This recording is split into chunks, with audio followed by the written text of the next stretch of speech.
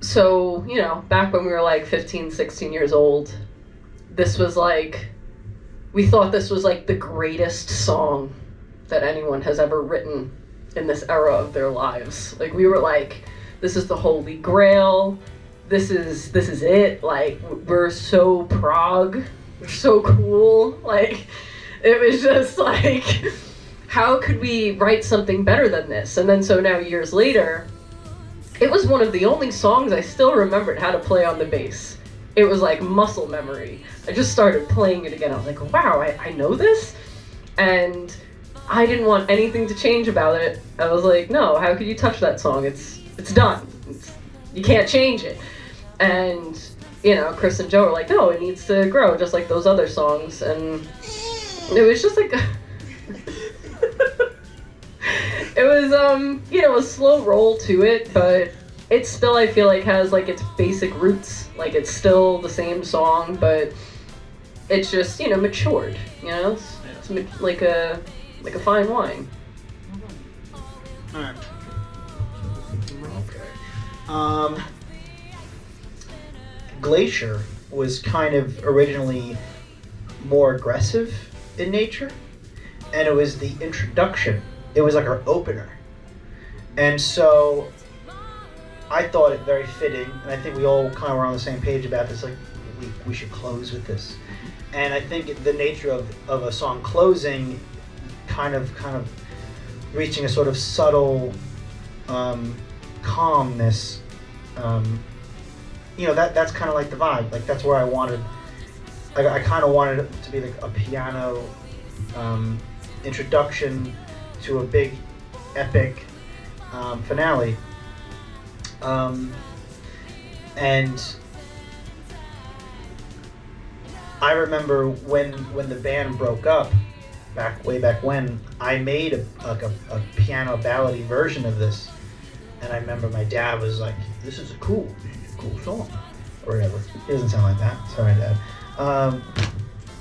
But yeah, it was, so like it's ironic, I kind of combined the two. So where it's kind of like this big close. I don't know what I'm talking about. Sorry, guys. Glacier is my favorite song on this album. Everybody shut up. I love this song. It's the prog song. Like Joe said, we used to open shows with this, and it was longer. I think the final track is going to be like 7 minutes and change. We had a whole instrumental opening to it.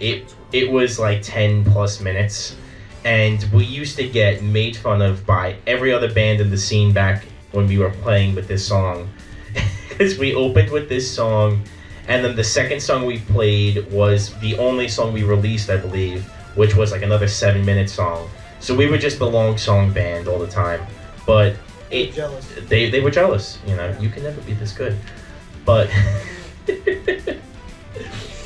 it definitely has so many of the elements that I'm passionate about in the music, with the traditional prog to it. The solo section, I think, was, for us being 15, 16, however old we were when we wrote it, that was cool. And there's just a certain like feeling that we got when we were playing it, or at least I did, that it was just like, it's an epic. It is the epic of this album. And it's a very nice song to play now, and we spent probably the most time reworking this song, because again, like Deanna had said, how can you touch this song? This was like the magnum opus of this band. There we go. And I think we all just sat down with it, and when you start changing one little thing, then you start seeing, okay, well, we can do this now, we can add a little bit more here. So now the end section, where it's just this big play out, the big end of the album now that we decided it's a closer, Joe added a new section to it, and it sings. It's a very emotional ending to it. I hope when somebody listens to it, they hear the whole thing, because it's worth it. But in the work, we did. Yeah, I'll say, like, with the original song was, I think, way more repetitive, and I think that was okay then. It was amazing then. But now, like, having 10 years to like sit on it or whatever, the ending needed some sort of flair, and I'm a way better player than I was then, you know, as a young kid learning. Okay. Whatever. I have some talent. You do. So do all of you, and I'm very grateful that we could bring these songs to life, and I'm very excited to share. Okay? And that's the album.